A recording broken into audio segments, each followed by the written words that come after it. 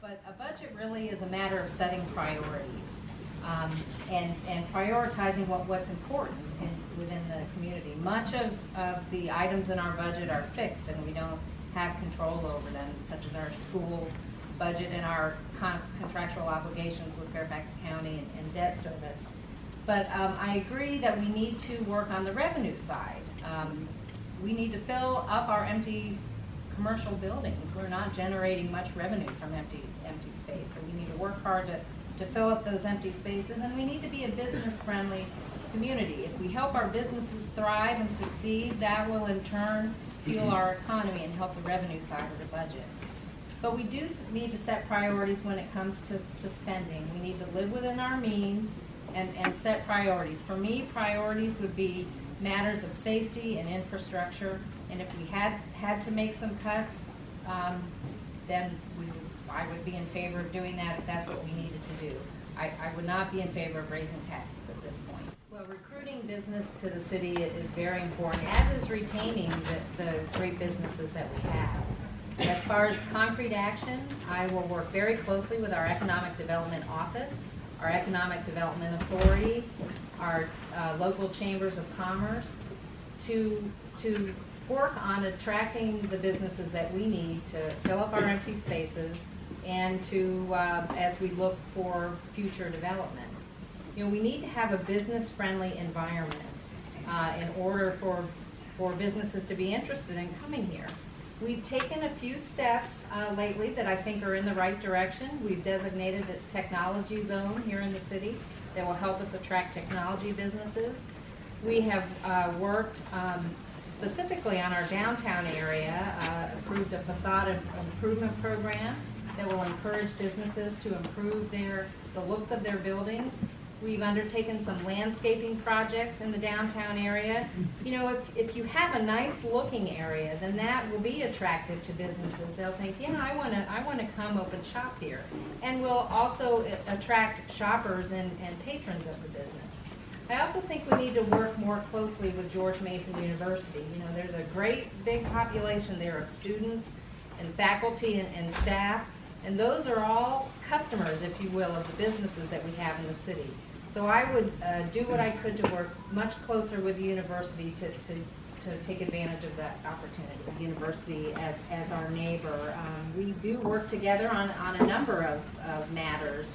The Q-Bus, for example, is something that we work together on. We work together on the Mason Enterprise Center, which is a business incubator here in the city, and have done that for a long number of years. A great opportunity to incubate new businesses and then have them graduate and move into other space in the city.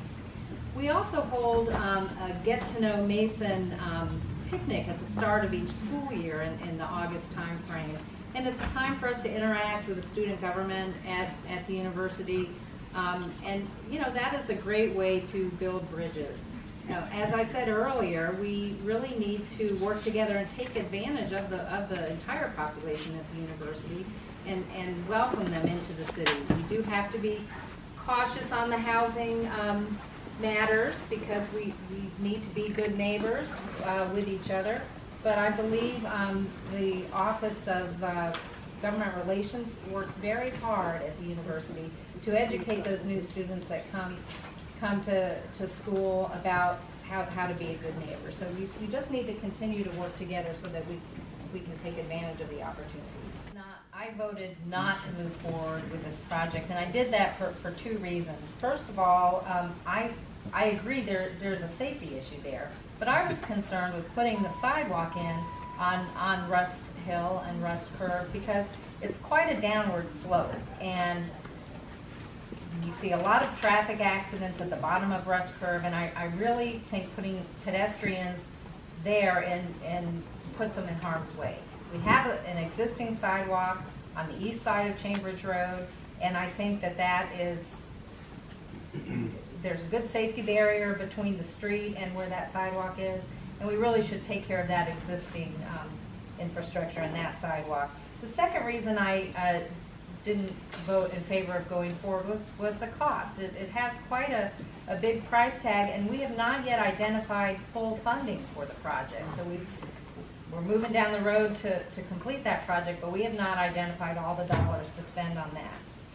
I think we did a disservice to the neighbors by not repairing the existing sidewalk on the top of 123. There where it starts by Choices by Sean and moves down. We should never have let it get into that condition, and we do need to take care of that. And I'm also in favor of correcting the erosion issue. But I don't think that new sidewalk, I was just not in favor of doing that. It's important for us to focus on our existing infrastructure and work on that. Well, it's hard to narrow down to the single issue, but I think one of the most important issues really are the redevelopment projects that we're facing. We need to make sure that we have a balanced approach as we look at these projects. We need to make sure that when we review a project and approve it, that it is something that fits in size and scale with the surrounding neighborhood, that we're not going to impact traffic too much, that we're not going to place too much of a burden on our existing city services and whatnot. So I think as we look at our aging commercial areas, our eyesore, vacant commercial buildings, we need to be very cautious about how we move forward with these redevelopment projects. So I think that is really one of the most important issues, and something that as mayor I will address full on. We've heard some interesting comments, and we've had a lot of discussion about the issues that affect all of us here. As a city council member, I have considered matters with a thoughtful, balanced approach. I have carefully considered the needs of our current citizens as well as the impact on the future. I have listened to your ideas and concerns. I have been visible, open, and approachable, and I will continue to be so. As your next mayor, I am committed to openness in government. Communication really is key. I'm committed to inclusiveness with everyone in the community. Civic engagement is just essential. And I'm committed to inclusiveness with my colleagues on the dais. I pledge to you that I will continue to be out and present in the community. I will be participating, listening, and involving you all. I have worked with many of you and served this community through my involvement in service organizations and boards and commissions and as a council member in a number of leadership capacities since my days at Fairfax High School.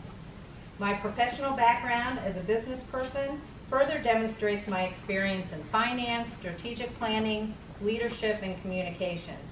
We have a unique community here in the city of Fairfax, and I'm so proud to be a part of it. We have a lot going on, and the future is bright. And I look forward to talking with you more about it.